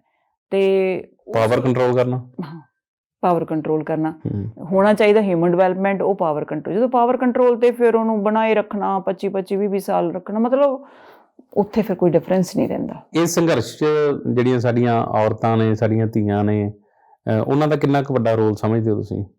ਦੇਖੋ, ਇਹ ਤਾਂ ਆਪਣੇ ਸਾਹਮਣੇ ਹੀ ਹੈ ਵੀ ਕਿੰਨਾ ਫਾਰਮਿੰਗ ਜਿਹੜੀ ਮੂਵਮੈਂਟ ਚੱਲ ਰਹੀ ਹੈ ਆਪਣੀ ਕਿਸਾਨਾਂ ਦੀ, ਉਹਦੇ ਵਿੱਚ ਸਾਡੀਆਂ ਔਰਤਾਂ, ਹੈ ਨਾ, ਉਹ ਔਰਤਾਂ ਜਿਹੜੀਆਂ ਹੋ ਸਕਦਾ ਕਦੇ ਘਰੋਂ ਵੀ ਨਾ ਨਿਕਲੀਆਂ ਹੋਣ, ਤੇ ਉਹ ਉੱਥੇ ਜਾ ਕੇ ਬੈਠੀਆਂ ਹੋਈਆਂ। ਉਹਨਾਂ ਨੇ ਆਪਣੀ ਇੱਕ ਵੂਮਨ ਆਫ ਸਬਸਟਾਂਸ ਦੀ ਜਿਹੜੀ ਦਿੱਤੀ ਹੈ ਅੱਗੇ ਐਗਜ਼ਾਮਪਲ, ਵੀ ਸਾਡੇ ਵਿੱਚ ਵੀ ਉਨਾ ਹੀ ਦਮ ਹੈ, ਮਤਲਬ ਆਪਣੀ ਹੋਂਦ ਪ੍ਰਗਟਾਈ ਹੈ ਉਹਨਾਂ ਨੇ। ਤੇ ਉਸ ਤੋਂ ਇਲਾਵਾ ਸਾਡੇ ਸਟੂਡੈਂਟਸ ਜਿਹੜੀਆਂ ਲੜਕੀਆਂ, ਉਹਨਾਂ ਨੇ ਵੀ ਜਾ ਕੇ ਪੂਰਾ ਰੋਲ ਪਲੇ ਕੀਤਾ। ਬਲਕਿ ਮੈਂ ਤਾਂ ਇਹ ਕਹਾਂਗੀ ਕਿ ਫਾਰਮਿੰਗ ਦੀ ਜਿਹੜੀ ਸਕਸੈਸ ਦਾ ਮੇਜਰ ਰੀਜ਼ਨ ਹੈ ਇੱਕ ਔਰਤਾਂ ਦਾ ਵਿੱਚ ਸ਼ਾਮਲ ਹੋਣਾ, ਕਿਉਂਕਿ ਔਰਤਾਂ ਦੇ ਨਾਲ ਉੱਥੇ ਇੱਕ ਤੁਹਾਡੀ ਕ੍ਰੀਏਟ ਹੁੰਦੀ ਆ, ਇੱਕ ਵਿਜ਼ਨ ਕ੍ਰੀਏਟ ਹੁੰਦੀ ਆ। ਫਿਰ ਇੰਟਰਨੈਸ਼ਨਲ ਲੈਵਲ ਦੇ ਉੱਤੇ ਉਹ ਜਾਂਦੀ ਹੈ ਕਿ ਇੱਕ ਕਾਸਮੋਪੋਲੀਟਨ ਤੇ ਇੱਕ ਕੋਆਪਰੇਟਿਵ ਤੇ ਕਲੈਕਟਿਵ ਸੁਸਾਇਟੀ ਜਿਹੜੀ ਆ ਉਹਦੇ 'ਚ ਪਾਰਟੀਸਪੇਟ ਕਰ ਰਹੀ ਹੈ। ਪਰ ਜਿਵੇਂ ਹੁਣ ਸਰਕਾਰ ਨੇ ਕੁਝ ਕੁ ਫੈਸਲੇ ਲਏ ਸੀ ਕਿ ਇੰਨੇ ਫੀਸਦੀ ਦੀ ਜਿਹੜੀ ਔਰਤਾਂ ਦੀ ਭਾਗੀਦਾਰੀ ਹੋਣੀ ਚਾਹੀਦੀ ਹੈ, ਪਿੰਡਾਂ 'ਚ ਵੀ ਜਿਹੜੀ ਸੀਟ ਰਿਜ਼ਰਵ ਹੋ ਜਾਂਦੀ ਹੈ, ਸਰਪੰਚੀ ਦੀ ਲਾ ਲਓ ਜਾਂ MC ਲਾ ਲਓ, ਕਿ ਇੱਥੇ ਇਹ ਔਰਤਾਂ ਲਈ ਰਾਖਵਾਂ ਹੈ, ਪਰ ਉੱਥੋਂ ਔਰਤ ਦਾ ਚਿਹਰਾ ਤਾਂ ਜ਼ਰੂਰ ਖੜਾ ਕੀਤਾ ਜਾਂਦਾ, ਉਹ ਜਿੱਤ ਵੀ ਜਾਂਦੀ ਹੈ, ਔਰ ਉਹਦਾ ਜਿਹੜਾ ਉਹਦੇ ਬਿਹਾਫ ਤੇ ਕੰਮ ਕਰਦੇ ਆ ਉਹਨਾਂ ਦੇ ਹਸਬੈਂਡ ਹੀ ਕਰਦੇ ਆ। ਬਿਲਕੁਲ। ਸੋ ਇਸ ਚੀਜ਼ ਨੂੰ ਬਹੁਤ ਸਾਰੀਆਂ ਸਾਡੇ ਰਿਸਰਚ ਵੀ ਹੋਈਆਂ ਨੇ, ਉਹ ਬਿਲਕੁਲ ਤੁਹਾਡੀ ਗੱਲ ਠੀਕ ਹੈ ਵੀ ਉਹਦਾ ਚਿਹਰਾ ਹੀ ਜਿਹੜਾ ਅੱਗੇ ਪੇਸ਼ ਕੀਤਾ ਜਾਂਦਾ ਹੈ। ਪਰ ਇਹ ਵੀ ਰਿਸਰਚ ਨਾਲ ਹੋਈ ਹੈ ਕਿ ਉਸ 5 ਸਾਲ ਦੇ ਵਕਫੇ ਦੇ ਵਿੱਚ ਉਹ ਸਿੱਖਦੀ ਬਹੁਤ ਕੁਛ ਹੈ। ਓਕੇ, ਹੈ ਨਾ। ਉਹ ਫਿਰ ਸਿੱਖ ਕੇ ਜਿਹੜਾ ਹੌਲੀ ਹੌਲੀ, ਅਸੀਂ ਇੱਕ ਵਾਰੀ ਕਿਸੇ ਸੈਮੀਨਾਰ 'ਚ ਸੀ, ਕਿਸੇ ਪ੍ਰੋਫੈਸਰ ਨੇ ਐਗਜ਼ਾਮਪਲ ਦਿੱਤੀ ਸੀ ਵੀ ਅਸੀਂ ਇੱਦਾਂ ਸਟੱਡੀ ਕਰਨ ਜਾਂਦੇ ਸੀ ਵੀ ਤੁਹਾਡੀਆਂ ਜਿਹੜੀਆਂ ਸਰਪੰਚ ਨੇ ਵੂਮੈਨ, ਪੰਚ ਵੂਮੈਨ ਨੇ, ਵੀ ਤੁਸੀਂ ਮਤਲਬ ਅਸੀਂ ਕਹਿੰਦੇ ਉਹਨਾਂ ਨੂੰ ਜਦੋਂ ਪਹਿਲੀ ਵਾਰੀ ਵਿਜ਼ਿਟ ਕੀਤਾ ਤੇ ਉਹਦਾ ਜਿਹੜਾ ਹੈਗਾ ਹਸਬੈਂਡ ਦੀ ਗੱਲ ਕਰ ਰਿਹਾ ਸੀ ਤੇ ਵੂਮਨ ਜਿਹੜੀ ਆ ਉਹਦੀ ਵਾਈਫ ਜਿਹੜੀ ਆ ਉਹ ਚਾਹ ਵਗੈਰਾ ਸਰਵ ਕਰ ਰਹੀ ਸੀ ਤੇ ਅਸੀਂ ਆਂਦੇ ਪੂਰਾ ਗੱਲਬਾਤ ਕਰਕੇ ਆ ਗਏ। ਫਿਰ ਆਂਦੇ ਅਸੀਂ 3 ਸਾਲ ਬਾਅਦ ਵਿਜ਼ਿਟ ਕੀਤਾ ਤਾਂ ਪਿਕਚਰ ਚੇਂਜ ਸੀ। ਹਸਬੈਂਡ ਚਾਹ ਲੈ ਕੇ ਆਇਆ ਸੀ ਤੇ ਉਹ ਮਤਲਬ ਪੂਰਾ ਆਪਣਾ ਦੱਸ ਰਹੀ ਸੀ ਵੀ ਅਸੀਂ ਆਹ ਕੰਮ ਕੀਤੇ, ਏਦਾਂ ਕਰ ਰਹੇ ਹਾਂ, ਇਹ ਕਰ ਰਹੇ ਹਾਂ। ਪਰ ਮੋਸਟਲੀ ਤਾਂ ਜੇ ਮਤਲਬ ਕੋਈ ਔਰਤ ਜਿੱਤਦੀ ਹੈ ਜੇ ਉਹਦੀ ਥਾਂ ਤੇ ਉਹਦੇ ਬਿਹਾਫ ਤੇ ਉਹਦਾ ਹਸਬੈਂਡ ਹੀ ਕੰਮ ਕਰ ਰਿਹਾ ਤਾਂ ਉਹ ਸਿੱਖੇਗੀ ਵੀ ਕਿੱਥੋਂ? ਹਾਂ ਬਿਲਕੁਲ ਉਹੀ ਹੈ। ਪਰ ਇਹ ਤੁਹਾਡੀ ਗੱਲ ਬਿਲਕੁਲ ਹੈ, ਲੇਕਿਨ ਫਿਰ ਵੀ ਜਦੋਂ ਉਹਨੂੰ ਨਾਲ ਰੱਖਣਾ ਪੈਂਦਾ, ਉਹਨੂੰ ਇਹ ਨਹੀਂ ਹੈ ਕਿ ਉਹ ਬਿਲਕੁਲ ਹੀ ਨਹੀਂ ਬਾਹਰ ਆਫੀਸ਼ੀਅਲ ਮੀਟਿੰਗ ਤੇ ਤਾਂ ਉਹਨਾਂ ਨੂੰ ਜਾਣਾ ਪੈਂਦਾ ਹੈਗਾ। ਜਦੋਂ ਰੱਖਦੇ ਤਾਂ ਉਹਨੇ ਐਕਸਪੀਰੀਅੰਸ ਦੇ ਥਰੂ ਹੀ ਉਹਨੇ ਲਰਨ ਕਰਨਾ। ਜੇ ਆਪਾਂ ਕਹਿੰਦੇ ਘਰ ਬੈਠੇ ਹੀ ਇੱਦਾਂ ਹੋ ਜੇ, ਐਕਸਪੀਰੀਅੰਸ ਥਰੂ ਹੀ ਲਰਨ ਕਰਨਾ। ਹਾਂ ਇਹ ਜ਼ਰੂਰ ਹੈ ਕਿ ਪਿੰਡ ਦੇ ਵਿੱਚ ਜਿਹੜੇ ਐਜੂਕੇਟਡ ਵੂਮਨ ਜਿਨ੍ਹਾਂ ਨੂੰ ਪਤਾ ਹੈ ਆਪਦੇ ਰਾਈਟਸ ਦਾ, ਉਹਨਾਂ ਦਾ ਅੱਗੇ ਆਉਣਾ ਜ਼ਿਆਦਾ ਜ਼ਰੂਰੀ ਹੈ। ਪਹਿਲਾਂ ਉਹਨਾਂ ਨੂੰ ਉਹ ਪਹਿਲਾਂ ਮਤਲਬ ਜਿਹਨੂੰ ਕਹਿੰਦੇ ਆ ਨਾ ਕਿ ਅਵੇਅਰਨੈਸ ਕ੍ਰੀਏਟ ਕਰਨ ਪਿੰਡ ਦੇ ਵਿੱਚ ਵੀ ਔਰਤਾਂ ਦੇ ਆਹ ਰਾਈਟ ਨੇ, ਐਜੂਕੇਸ਼ਨਲ ਨੇ, ਉਹਨਾਂ ਨੂੰ ਐਜੂਕੇਸ਼ਨ ਜ਼ਰੂਰੀ ਹੈ, ਸਾਰਾ ਕੁਛ ਹੈ। ਅਵੇਅਰਨੈਸ ਕ੍ਰੀਏਟ ਕਰਨੀ ਪਏਗੀ ਤੇ ਉਹ ਮੈਂਬਰਸ ਹੀ ਅੱਗੇ ਆਉਣ ਜਿਹੜੇ ਐਜੂਕੇਟਡ ਨੇ, ਉਹਦੇ ਨਾਲ ਫਰਕ ਰਹਿੰਦਾ ਹੈ। ਪੰਜਾਬੀ ਯੂਨੀਵਰਸਿਟੀ ਨੇ ਬੜੇ ਵੱਡੇ ਲੀਡਰ ਪੈਦਾ ਕੀਤੇ ਨੇ, ਜਿਹੜੇ ਸਟੂਡੈਂਟ ਲੀਡਰ ਨਿਕਲੇ ਸੀ ਇੱਥੋਂ। ਸੋ ਉਸ ਤਰ੍ਹਾਂ ਦੇ ਪਿਛਲੇ ਬਹੁਤ ਸਮੇਂ ਤੋਂ ਇੱਥੋਂ ਕੋਈ ਬਹੁਤ ਵੱਡੇ ਲੀਡਰ ਨਹੀਂ ਨਿਕਲ ਸਕੇ, ਤਾਂ ਉਹਦਾ ਤੁਸੀਂ ਕਾਰਨ ਕੀ ਸਮਝਦੇ ਹੋ? ਹਾਲਾਂਕਿ ਹਰ ਤਰ੍ਹਾਂ ਦੀ ਇੱਥੇ ਜਥੇਬੰਦੀ ਹੈ, ਚਾਹੇ ਉਹ ਜਿਹੜੀ ਸਟੂਡੈਂਟ ਯੂਨੀਅਨ ਹੈ, ਵਿਦਿਆਰਥੀ ਯੂਨੀਅਨਾਂ ਨੇ, ਉਹ ਵੀ ਸਾਰੀਆਂ ਪਾਰਟੀ ਦੀਆਂ ਹੈਗੀਆਂ ਨੇ, ਉਹ ਚਾਹੇ ਉਹ ਖੱਬੇ ਪੱਖੀ ਹੈ, ਚਾਹੇ ਸੱਜੇ ਪੱਖੀ ਹੈ, ਚਾਹੇ ਉਹ ਕੱਟੜਤਾ ਹੈ, ਸੋ ਹਰ ਤਰ੍ਹਾਂ ਦੀ। ਪਰ ਤੁਸੀਂ ਉਹਦਾ ਕਾਰਨ ਕੀ ਸਮਝਦੇ ਹੋ ਕਿ ਯੂਨੀਵਰਸਿਟੀ ਉਸ ਤਰ੍ਹਾਂ ਦੇ ਲੀਡਰ ਕਿਉਂ ਨਹੀਂ ਪੈਦਾ ਕਰ ਪਾ ਰਹੀਆਂ? ਇਹਦੇ ਵਿੱਚ ਸੁਰਿੰਦਰ ਜੀ ਇੱਕ ਇਹ ਹੈ ਕਿ ਮੇਰੀ ਨੌਲੇਜ ਮੁਤਾਬਕ ਤਕਰੀਬਨ 14 ਇਸ ਟਾਈਮ ਜਥੇਬੰਦੀਆਂ ਕੰਮ ਕਰ ਰਹੀਆਂ ਨੇ। ਵਿਦਿਆਰਥੀ ਜਥੇਬੰਦੀਆਂ ਜੀ। ਤੇ ਉਹਨਾਂ ਦਾ ਮਤਲਬ ਇੱਕ ਕਾਮਨ ਪਰਸਪੈਕਟਿਵ, ਇੱਕ ਜੇ ਇਸ ਤਰ੍ਹਾਂ ਇੱਕ ਜਥੇਬੰਦੀ ਕੋਈ ਇਸ਼ੂ ਲੈ ਕੇ ਆਉਂਦੀ ਹੈ, ਕਿਉਂਕਿ ਤਾਂ ਦੂਜਿਆਂ ਦਾ ਉਹਨਾਂ ਦਾ ਇਹ ਕੰਪੀਟੀਸ਼ਨ ਹੁੰਦਾ ਹੈ ਵੀ ਚਾਹੇ ਉਹ ਇਸ਼ੂ ਹੈ ਜਾਂ ਨਹੀਂ ਆ, ਤਾਂ ਅਸੀਂ ਸਟੂਡੈਂਟਸ ਦੇ ਵਿੱਚ ਇਹ ਸ਼ੋਅ ਕਰਨਾ ਵੀ ਆਹ ਦੇਖੋ ਉਹਨਾਂ ਨੇ ਇਹ ਕੀਤਾ, ਅਸੀਂ ਇਹ ਕਰਾਂਗੇ। ਜਿਹਦੇ ਨਾਲ ਜਿਹੜੀ ਜੈਨੂਇਨਨੈਸ ਹੈ ਨਾ ਇਸ਼ੂਸ ਦੀ, ਉਹ ਬਹੁਤ ਪਿੱਛੇ ਰਹਿ ਜਾਂਦੀ ਹੈ ਤੇ ਫਿਰ ਉਹਦੀ ਕ੍ਰੈਡੀਬਿਲਿਟੀ ਜਿਹੜੀ ਹੈ ਉਹ ਸਟੂਡੈਂਟਸ ਦੇ ਵਿੱਚ ਘੱਟ ਜਾਂਦੀ ਹੈ। ਕਿਉਂਕਿ ਸਟੂਡੈਂਟਸ ਨੂੰ ਵੀ ਇਹ ਨਹੀਂ ਹੈ ਕਿ ਉਹ ਬੋਲਦੇ ਨਹੀਂ, ਉਹਨਾਂ ਨੂੰ ਸਭ ਪਤਾ ਲੱਗ ਰਿਹਾ ਹੁੰਦਾ ਵੀ ਕਿਉਂ ਹੋ ਰਿਹਾ, ਕਿੱਦਾਂ ਹੋ ਰਿਹਾ। ਹਾਲਾਂਕਿ ਸਟੂਡੈਂਟ ਯੂਨੀਅਨ ਦਾ ਰੋਲ ਬਹੁਤ ਹੈ, ਹੋਣੀਆਂ ਜ਼ਰੂਰੀ ਨੇ। ਇੱਕ ਤਾਂ ਬਹੁਤ ਦੇਰ ਤੋਂ ਇਲੈਕਸ਼ਨ ਨਹੀਂ ਹੋਏਗੇ, ਹੈ ਨਾ, ਤੇ ਸਾਰੀਆਂ ਜਿਹੜੀਆਂ ਪੰਜਾਬ ਦੀਆਂ ਯੂਨੀਵਰਸਿਟੀਜ਼ ਨੇ, ਮੈਂ ਇਹ ਨਹੀਂ ਕਹਿੰਦੀ ਕਿ ਇਲੈਕਸ਼ਨ ਹੋਣੇ ਬਹੁਤ ਜ਼ਰੂਰੀ ਆ, ਪਰ ਉਹਦੇ ਨਾਲ ਇੱਕ ਜਿਹੜੀ ਲੀਡਰਸ਼ਿਪ ਇਮਰਜ ਹੁੰਦੀ ਹੈ ਨਾ, ਜਿਵੇਂ ਤੁਸੀਂ ਕਹਿ ਰਹੇ ਵੀ ਲੀਡਰ ਨਹੀਂ ਆਏਗੇ, ਉਹ ਫਿਰ ਉੱਥੋਂ ਹੀ ਇਮਰਜ ਹੁੰਦੀ ਆ ਵੀ ਜਿਹਨੂੰ ਮੈਜੋਰਿਟੀ ਜਾਂ ਸਟੂਡੈਂਟਸ ਜਿਹੜੇ ਆ ਉਹਨਾਂ ਦੀ ਰਿਪਰੈਜ਼ੈਂਟੇਸ਼ਨ ਹੈਗੀ ਹੈ, ਅਤੇ ਉਹ ਸਾਰੇ ਵਰਗ ਜਿਹੜੇ ਇਸ਼ੂ, ਜਿਹੜੇ ਸਾਰੇ ਸੈਕਸ਼ਨਸ ਨੇ ਸਟੂਡੈਂਟਸ ਦੇ, ਚਾਹੇ ਉਹ ਗਰਲਸ ਦੇ ਨੇ, ਬੋਇਜ਼ ਦੇ ਨੇ ਜਾਂ ਹੋਰ ਨੇ, ਉਹਨਾਂ ਨੂੰ ਉਹ ਮਤਲਬ ਰਿਪਰੈਜ਼ੈਂਟ ਕਰਦੇ ਨੇ। ਤਾਂ ਦੂਸਰੇ ਸਟੂਡੈਂਟ ਯੂਨੀਅਨ ਤਾਂ ਬਹੁਤ ਪੋਲੀਟਿਕਸ 'ਚ ਇਨਵੋਲਵ ਨੇ, ਸਟੂਡੈਂਟਸ ਇਸ਼ੂ ਤੋਂ ਅਲੱਗ ਉਹ ਪੋਲੀਟਿਕਸ ਦੇ ਵਿੱਚ ਬਹੁਤ ਜ਼ਿਆਦਾ ਇਨਵੋਲਵ ਨੇ, ਉਹਨਾਂ ਨੂੰ ਰਿਪਰੈਜ਼ੈਂਟ ਕਰਦਿਆਂ ਨੇ।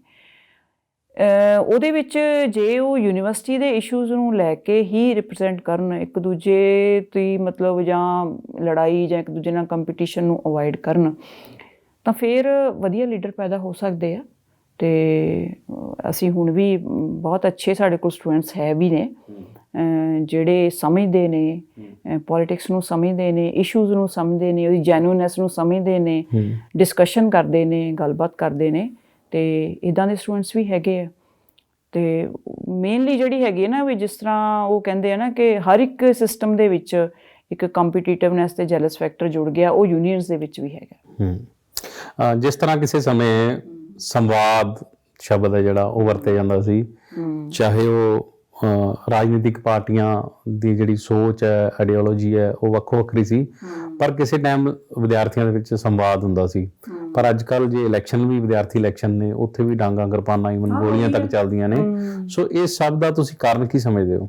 ਇਹਦੇ ਵਿੱਚ ਨਾ ਮਤਲਬ ਜਿਵੇਂ ਹੁਣ ਪੋਲੀਟੀਕਲ ਪਾਰਟੀਜ਼ ਤੋਂ ਹੀ ਆਪਾਂ ਲੈ ਲੈਣੇ ਵੀ ਇੱਕ ਪਿੰਡ ਤੋਂ ਲੈ ਕੇ ਉੱਪਰ ਤੱਕ ਕੇ ਡਾਂਗਾਂ, ਕਿਰਪਾਨਾਂ ਜਾਂ ਲੜਾਈ ਵਾਲਾ ਇੱਕ ਕਲਚਰ ਕ੍ਰੀਏਟ ਹੋ ਗਿਆ ਸੀ ਪੰਜਾਬ ਦੇ ਵਿੱਚ। ਅਤੇ ਹਰ ਇੱਕ ਪੋਲੀਟੀਕਲ ਪਾਰਟੀ ਜਿਹੜੀ ਆ ਉਹਦੀ ਜਿਹੜੀ ਸਟੇਟ ਲੀਡਰਸ਼ਿਪ ਹੈ, ਉਹਨਾਂ ਨੇ ਉੱਥੇ ਵਿਲੇਜ ਲੈਵਲ ਦੇ ਉੱਤੇ ਮਤਲਬ ਕਾਡਰ ਐਸਟੈਬਲਿਸ਼ ਕਰਨਾ ਹੁੰਦਾ ਹੈ। ਕਿਸਿਆਂ ਦਾ ਜ਼ਿਆਦਾ ਹੈ, ਕਿਸੇ ਦਾ ਘੱਟ ਹੈ। ਉਹ ਕਾਡਰ ਐਸਟੈਬਲਿਸ਼ ਕਰਨ ਦੇ ਵਿੱਚ ਜਿਹੜੇ ਉਹ ਅਪੁਆਇੰਟ ਕਰਦੇ ਆ ਬੰਦੇ ਜਾਂ ਜਿਹੜੇ ਕੰਮ ਕਰ ਰਹੇ ਹੁੰਦੇ ਆ, ਉਹਨਾਂ ਨੂੰ ਸਮਝਣ ਤੇ ਉਹਨਾਂ ਦੇ ਵੈਲਿਊ ਸਿਸਟਮ ਜਾਂ ਉਹਨਾਂ ਦੀ ਇੰਟੈਲੈਕਚੁਅਲਿਟੀ, ਇਮਾਨਦਾਰੀ ਦੀ ਬਜਾਏ ਉਹ ਬਸ ਇੱਕ ਹੈ ਵੀ ਜਿਹੜੇ ਉਹਨਾਂ ਦੇ ਸਾਹਮਣੇ ਫਿਰਦੇ ਹੁੰਦੇ, ਅੱਗੇ ਫਿਰਦੇ ਹੁੰਦੇ ਆ, ਜਾਂ ਜਿਵੇਂ ਮਤਲਬ ਚਾਪਲੂਸੀ ਟਾਈਪ ਹੈ, ਉਵੇਂ ਦੇ ਪਿੰਡ 'ਚ ਵੀ ਆ ਰਹੇ ਆ। ਤਾਂ ਉਹ ਫਿਰ ਕੀ ਕਰਦੇ ਨੇ, ਕਿਉਂਕਿ ਉਹ ਹੀਰੋਪੰਥੀ ਇੱਦਾਂ ਦੇਖਣਾ, ਆਮ ਲੋਕ ਉਸ ਚੀਜ਼ ਨੂੰ ਮਤਲਬ ਅਵਾਇਡ ਕਰਦੇ ਜਾਂ ਨਫ਼ਰਤ ਕਰਦੇ ਆ ਵੀ ਇਸ ਤਰ੍ਹਾਂ ਨਹੀਂ ਹੋਣਾ ਚਾਹੀਦਾ। ਇੱਕ ਜਿਹੜੀ ਸਟੇਟਸਮੈਨਸ਼ਿਪ ਹੈ ਜਿਹੜੀ ਉਹ ਇੱਕ ਜੇ ਪਿੰਡ 'ਚ ਕੋਈ ਲੀਡਰ ਹੈ ਤਾਂ ਉਹ ਪੂਰੇ ਉਹਨੂੰ ਰਿਪਰੈਜ਼ੈਂਟ ਕਰੇ, ਨਾ ਕਿ ਉੱਥੇ ਹੀ ਕ੍ਰੀਏਟ ਕਰੇ, ਉੱਥੇ ਹੀ ਬਾਈਪੋਲਰਿਜ਼ਮ ਜਾਂ ਪਾਵਰ ਪੋਲੀਟਿਕਸ ਕ੍ਰੀਏਟ ਹੁੰਦੀ ਆ, ਤਾਂ ਉਹਦੇ ਵਿੱਚ ਪੂਰੇ ਪਿੰਡ ਦਾ ਨੁਕਸਾਨ ਹੁੰਦਾ ਹੈ। ਤੁਸੀਂ ਇਹ ਵੇਖ ਲਓ, ਬਹੁਤ ਸਾਰੇ ਤੁਹਾਡੀ ਵੀ ਨੌਲੇਜ 'ਚ ਹੋਣੇ ਆ, ਜਿਵੇਂ ਸਰਪੰਚ ਜਿਹੜੇ ਬਣਦੇ ਆ ਵਿਚਾਰੇ 4-5 ਸਾਲ ਬਾਅਦ ਉਹ ਜਾਂ ਤਾਂ ਜ਼ਮੀਨ ਵੇਚਦੇ ਆ, ਹੈ ਨਾ, ਇੰਨਾ ਖਰਚਾ ਉਹਨਾਂ ਦੀ ਇਲੈਕਸ਼ਨ 'ਤੇ ਹੋ ਜਾਂਦਾ ਵੀ ਉਹ ਜ਼ਮੀਨ ਵੇਚ ਕੇ ਛੁੱਟਦੇ ਆ, ਅਤੇ ਜਾਂ ਮਤਲਬ ਜਿਹੜੀਆਂ ਕੋਈ ਫੰਡਿੰਗ ਮਿਲਦੀ ਉਹਨਾਂ ਨੂੰ ਲੱਗਦਾ ਵੀ ਇਹ 'ਚ ਕਈਆਂ ਦਾ ਇਹ ਹੁੰਦਾ ਵੀ ਸਾਨੂੰ ਸ਼ਾਇਦ ਪੂਰਾ ਹੋ ਜਾਊਗਾ, ਮਿਲਦਾ ਕੁਛ ਵੀ ਨਹੀਂ ਆ ਇਹਨਾਂ ਨੂੰ।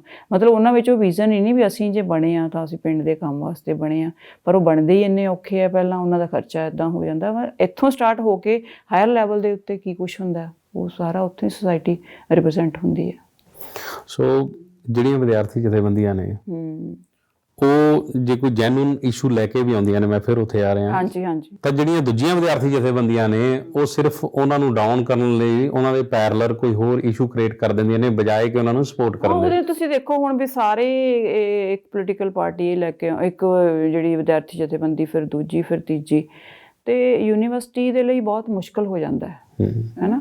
ਯੂਨੀਵਰਸਿਟੀ ਕੋਲ ਬਹੁਤ ਹੀ ਲਿਮਟਿਡ ਰਿਸੋਰਸਿਸ ਨੇ, ਤੁਹਾਨੂੰ ਵੀ ਪਤਾ ਪੰਜਾਬੀ ਯੂਨੀਵਰਸਿਟੀ ਕਿਸ ਤਰ੍ਹਾਂ ਦੇ ਹਾਲਾਤਾਂ ਵਿੱਚੋਂ ਲੰਘ ਰਹੀ ਹੈ। ਨਹੀਂ, ਮੈਂ ਸਾਰੀ ਯੂਨੀਵਰਸਿਟੀ ਦੀ ਗੱਲ ਕਰ ਰਿਹਾ ਕਿ ਵਿਦਿਆਰਥੀ ਜਿਹੜੇ ਲੀਡਰ ਨੇ ਉਹ ਬਹੁਤ ਘੱਟ ਪੈਦਾ ਹੋ ਰਹੇ ਨੇ। ਹਾਂ, ਲੀਡਰ ਇਸ ਕਰਕੇ ਕਿ ਉਹਨਾਂ ਦੇ ਵਿੱਚ ਡੈਡੀਕੇਸ਼ਨ ਦੀ ਭਾਵਨਾ ਘੱਟ ਹੈ। ਡੈਡੀਕੇਸ਼ਨ ਦੀ ਬਜਾਏ ਉਹ ਇੱਕ ਆਪਣੇ ਆਪ ਨੂੰ ਇੱਕ ਇੰਡੀਵਿਜੂਅਲ ਇਮਰਜ ਹੋਣਾ, ਅਤੇ ਉਸ ਚੀਜ਼ 'ਤੇ ਜ਼ਿਆਦਾ ਫੋਕਸ ਹੈ ਵੀ ਮੈਂ, ਜਿਵੇਂ ਤੁਸੀਂ ਕਈ ਹੋਰ ਆਮ ਕਿਸਾਨੀ ਵਿੱਚੋਂ ਵੀ ਕਈਆਂ ਨੇ ਕੋਸ਼ਿਸ਼ ਕੀਤੀ, ਇੱਦਾਂ ਕੀਤੀ, ਉਹ ਜਿਹੜੀ ਇੱਦਾਂ ਦੀਆਂ ਕੋਸ਼ਿਸ਼ਾਂ ਨਾ ਇੰਡੀਵਿਜੂਅਲਿਜ਼ਮ ਹੈ, ਉਹਦੇ ਕਰਕੇ। ਹਾਲਾਂਕਿ ਇਸ ਤਰ੍ਹਾਂ ਹੁੰਦਾ ਹੈ ਕਿ ਵੀ ਜੇ ਕਿਸੇ ਨੂੰ ਲੱਗੇ ਵੀ ਮੈਂ ਹਾਈਲਾਈਟ ਨਹੀਂ ਹੋ ਰਿਹਾ ਜਾਂ ਇੱਦਾਂ ਆ, ਇਸ ਤਰ੍ਹਾਂ ਨਹੀਂ ਹੁੰਦਾ।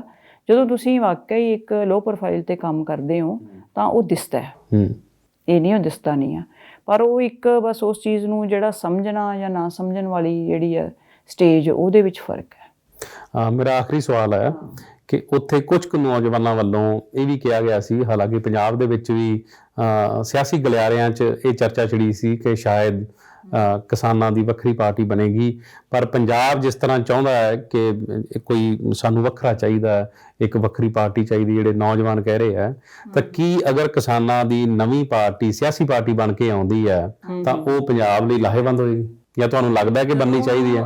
ਪੋਲੀਟਿਕਸ ਵਿੱਚ ਕੋਈ ਵੀ ਜਿਹੜੀ ਇਹ ਸੈਕਸ਼ਨ ਜਾਂ ਕੋਈ ਵੀ ਆ ਜਾਂਦੇ ਆ ਨਾ, ਫਿਰ ਤੁਹਾਨੂੰ ਪਤਾ ਕਿ ਪੋਲੀਟਿਕਸ ਦੇ ਵਿੱਚ ਤਕਰੀਬਨ ਉਹ ਚੀਜ਼ਾਂ ਚੇਂਜ ਹੋ ਜਾਂਦੀਆਂ ਨੇ, ਬਦਲ ਜਾਂਦੀਆਂ ਨੇ।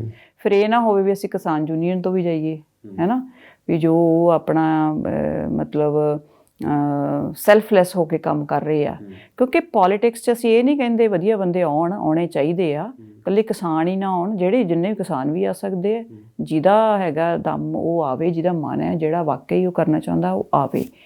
ਕਿਉਂਕਿ ਪੋਲੀਟਿਕਸ ਦੇ ਵਿੱਚ ਆ ਕੇ ਨਾ ਜਿਹੜਾ ਇਸ ਟਾਈਮ 'ਤੇ ਚੱਲ ਰਹੀ ਹੈ, ਮੈਂ ਅੱਗੇ ਵੀ ਇੱਕ ਇੰਟਰਵਿਊ 'ਚ ਕਿਹਾ ਸੀ ਵੀ ਇੱਕ ਝੂਠਗੜ੍ਹ ਆ, ਉਹ ਝੂਠਗੜ੍ਹ ਦੇ ਵਿੱਚ ਮਤਲਬ ਇੰਨਾ ਗੰਦਲੀ ਹੋ ਚੁੱਕੀ ਹੈ ਪੋਲੀਟਿਕਸ ਵੀ ਜਿਹੜਾ ਆਮ ਬੰਦੇ ਦਾ ਸਸਟੇਨ ਕਰਨਾ ਬਹੁਤ ਔਖਾ ਹੈ, ਅਤੇ ਇਹਦੇ ਵਿੱਚ ਆਉਣਾ ਬਹੁਤ ਜ਼ਰੂਰੀ ਹੈ। ਇੱਕ ਕਿਸਾਨ ਪਾਰਟੀ ਜੇ ਪੰਜਾਬ ਦੇ ਵਿੱਚ ਮਤਲਬ ਮੇਨ ਜਿਹੜਾ ਕਿੱਤਾ ਫਾਰਮਿੰਗ ਹੈ, ਅਤੇ ਜੇ ਉਹ ਐਜ਼ ਏ ਪਾਰਟੀ ਇਮਰਜ ਹੁੰਦੀ ਹੈ, ਉਹਦੇ ਵਿੱਚ ਕੋਈ ਬੁਰੀ ਗੱਲ ਨਹੀਂ ਹੈ, ਅਤੇ ਪਰ ਇਹ ਹੈ ਕਿ ਉਹ ਪਾਰਟੀ ਜਿਹੜੀ ਹੈ ਉਹ ਇੱਕ ਜ਼ਿਆਦਾ ਪ੍ਰੈਸ਼ਰ ਗਰੁੱਪ ਦੇ ਵਿੱਚ ਹੀ ਕੰਮ ਕਰੇ ਜਿਵੇਂ ਕਰ ਰਹੀ ਹੈ, ਫਿਰ ਤਾਂ ਅਸੀਂ ਕਹਿ ਸਕਦੇ। ਪਰ ਜੇ ਫਿਰ ਅੱਗੇ ਉਹ ਜੋੜ ਤੋੜ ਜੇ ਇੱਦਾਂ ਹੋ ਜਾਂਦਾ ਹੈਗਾ, ਅਤੇ ਫਿਰ ਉਹ ਸਾਡੇ ਕੋਲ ਜਿਹੜੀਆਂ ਇਹ ਬਣੀਆਂ ਹੋਈਆਂ ਪ੍ਰੈਸ਼ਰ ਗਰੁੱਪਸ, ਉਹਨਾਂ ਦਾ ਵੀ ਨੁਕਸਾਨ ਨਾ ਹੋ ਜਾਵੇ। ਪਰ ਤੁਹਾਨੂੰ ਲੱਗਦਾ ਕਿ ਤੁਹਾਡੇ ਕੀ ਮੰਨਣਾ ਹੈ ਕਿ ਪਾਰਟੀ ਸਿਆਸੀ ਕਿਸਾਨਾਂ ਨੂੰ ਬਣਾਉਣੀ ਚਾਹੀਦੀ ਹੈ ਜਾਂ ਨਹੀਂ? ਇਹ ਹੁਣ ਹਾਲਾਤ ਹੀ ਦੱਸਣਗੇ, ਕਿਉਂਕਿ ਜਿਸ ਤਰ੍ਹਾਂ ਦੀ ਸਾਨੂੰ ਡਿਵੈਲਪਮੈਂਟ ਚਾਹੀਦੀ ਹੈ, ਜਿਸ ਤਰ੍ਹਾਂ ਦੀਆਂ ਪਾਲਿਸੀਆਂ ਚਾਹੀਦੀਆਂ, ਹੁਣ ਫਾਰਮਿੰਗ ਦਾ ਇਹ ਹੈ ਮੇਨ, ਕਿਉਂਕਿ ਨਾ ਤਾਂ ਸਟੇਟ ਗੌਰਮੈਂਟ ਨਾ ਹੀ ਸੈਂਟਰ ਗੌਰਮੈਂਟ ਇਹਨੂੰ ਸੀਰੀਅਸ ਲੈ ਰਹੀ ਹੈ। ਰਿਫਾਰਮਸ ਹੋਣੇ ਚਾਹੀਦੇ ਆ, ਮੈਂ ਇਸ ਚੀਜ਼ ਨੂੰ ਐਕਸੈਪਟ ਕਰਦੀ ਹਾਂ ਕਿ ਰਿਫਾਰਮਸ ਹੋਣੇ ਚਾਹੀਦੇ, ਜਿਹੜੇ ਤਾਂ ਰਿਫਾਰਮ ਸਾਨੂੰ ਚਾਹੀਦੇ ਸੀ ਉਹਨਾਂ ਵੱਲ ਤਾਂ ਧਿਆਨ ਨਹੀਂ ਹੈ, ਹੈ ਨਾ। ਮੰਨ ਲਓ ਪੰਜਾਬ ਨੂੰ 66 ਤੋਂ ਬਾਅਦ ਜਿਹੜਾ ਹੈਗਾ ਗ੍ਰੀਨ ਰੈਵੋਲੂਸ਼ਨ ਦੇ ਵਿੱਚ ਪਾਇਆ ਗਿਆ ਹੈ ਨਾ।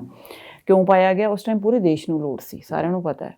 ਇਸ ਟਾਈਮ 'ਤੇ ਪੰਜਾਬ ਦੀ ਜਿਹੜੀ ਐਗਰੀਕਲਚਰ ਆ, ਐਨਵਾਇਰਮੈਂਟਲ ਰੀਜ਼ਨ ਕਰਕੇ, ਵਾਟਰ ਲੈਵਲ ਕਰਕੇ ਮਤਲਬ ਬਹੁਤ ਜ਼ਿਆਦਾ ਪੰਜਾਬ ਦਾ ਨੁਕਸਾਨ ਹੋ ਰਿਹਾ।